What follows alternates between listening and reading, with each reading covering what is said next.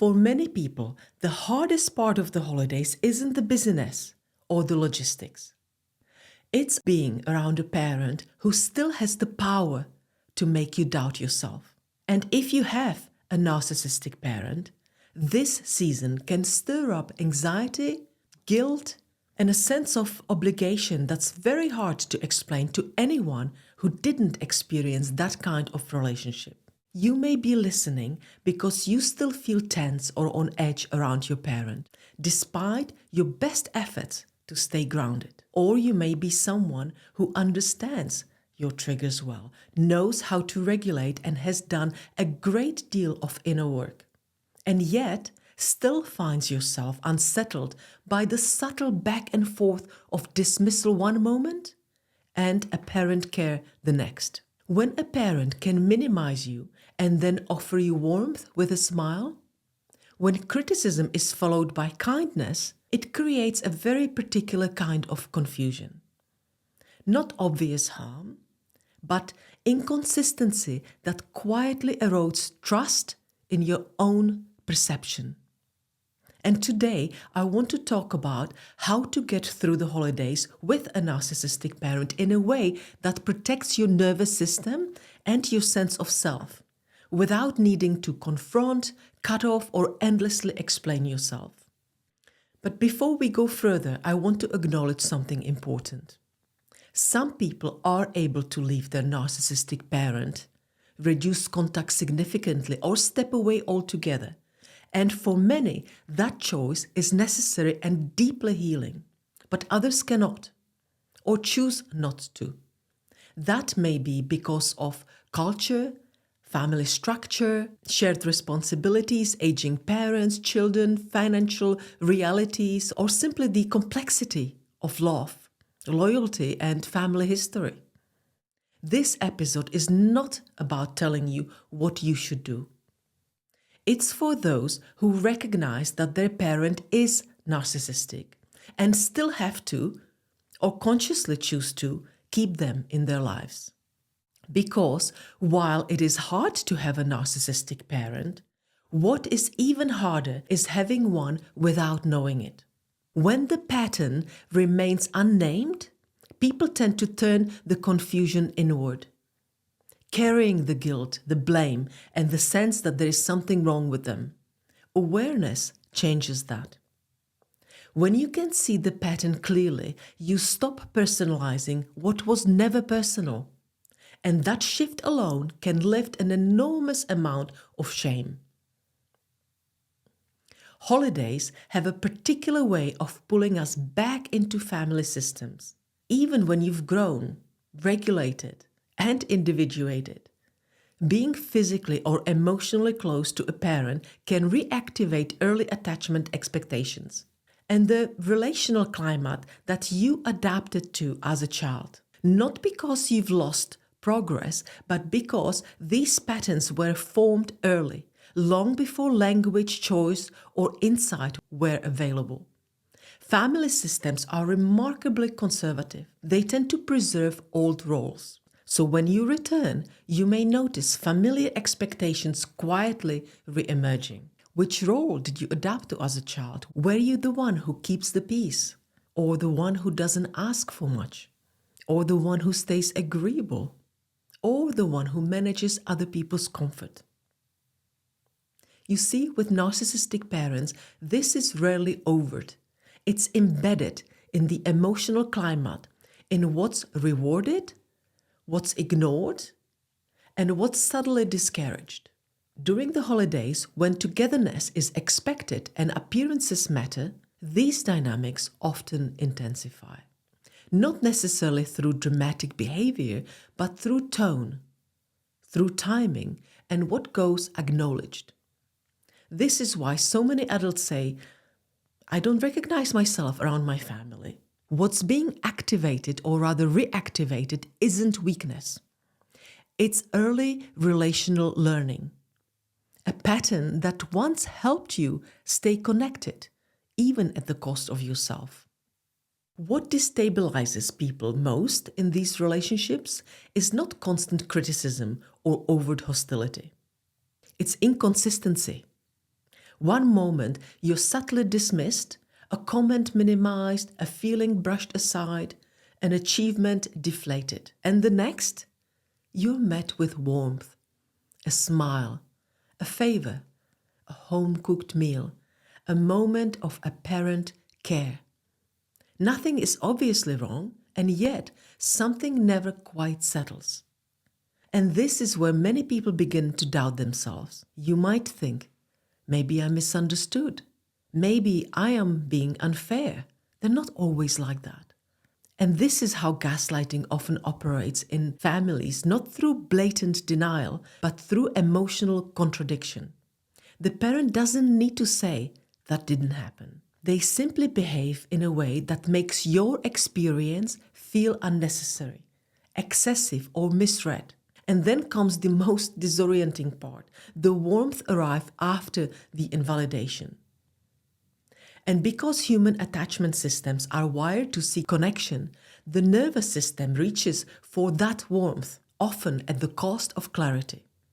Over time, this creates what many adult children describe as crazy making. Not because you are unstable, but because your reality is repeatedly softened, blurred, and reshaped. And you're left holding two conflicting truths at once.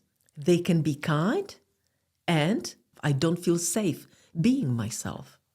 During the holidays, this effect intensifies.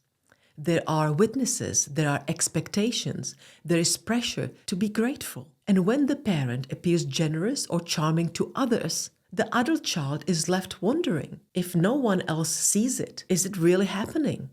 This is often the part people struggle with the most.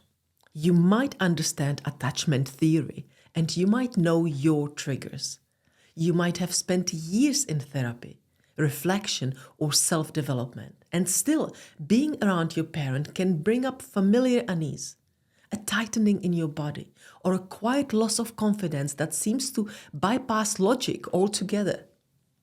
That doesn't mean you haven't healed. It means you're human. Your nervous system learned very early on what proximity to this parent required of you, how much space you were allowed to take, what happened when you needed something, how visible you could safely be. Those lessons were learned before language, before choice, before self-reflection. So when you're back in their presence, especially for extended periods like holidays, those expectations can quietly come back online, not as memories, but as states.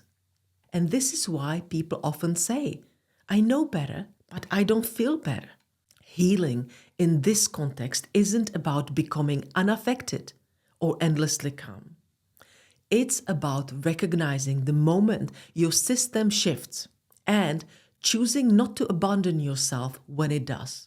This is where things begin to change, not because your parent changes, but because your relationship to the pattern does. It's awareness that's the turning point. When you can see what's happening, you no longer have to organize yourself around it. You stop asking, what did I do wrong? And begin asking, what just happened here? That shift matters.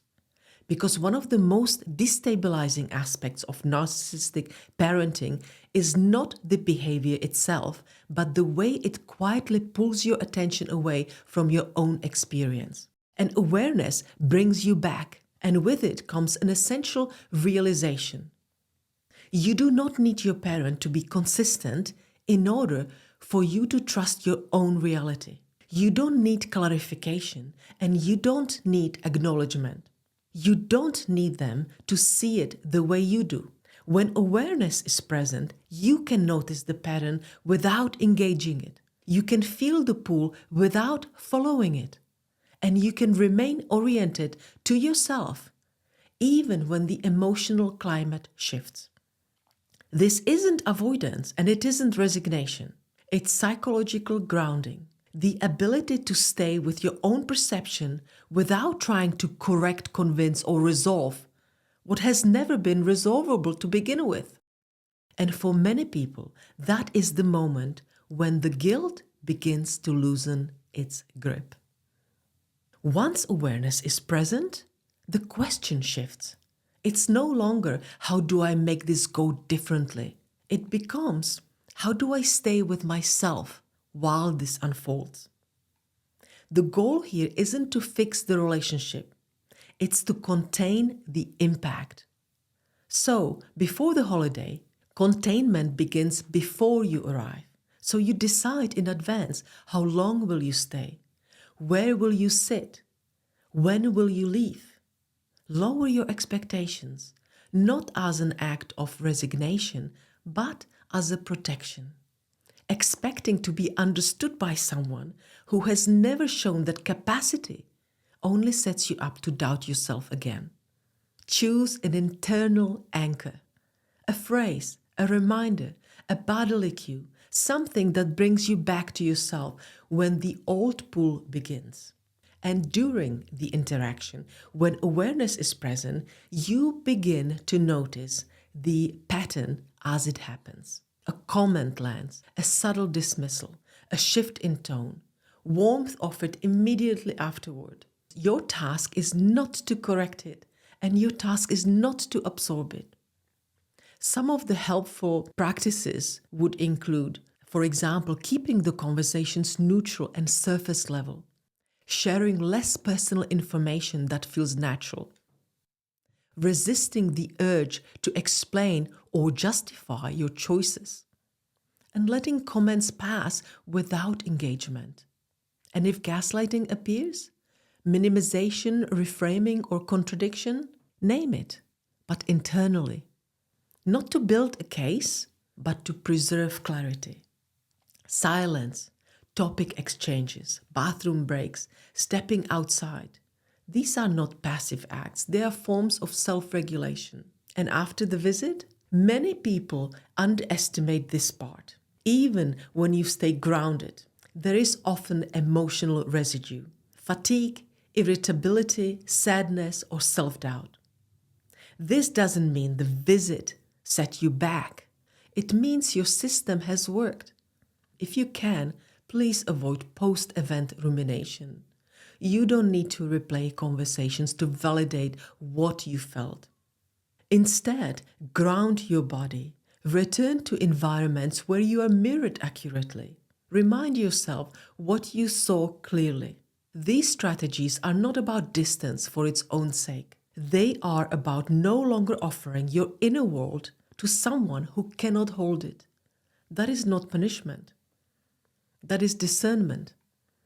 And for many people, this could be the first holiday season where they leave feeling tired, but intact. As this holiday season unfolds, it may not be possible to change the relationship you have with your parent, but it is possible to change how much of yourself you lose inside it. Awareness allows you to see the pattern without becoming it, to stay present without self-betrayal, to leave a little more intact than you arrived. And sometimes the most profound change is not in the relationship, but in no longer blaming yourself for what was never yours to carry.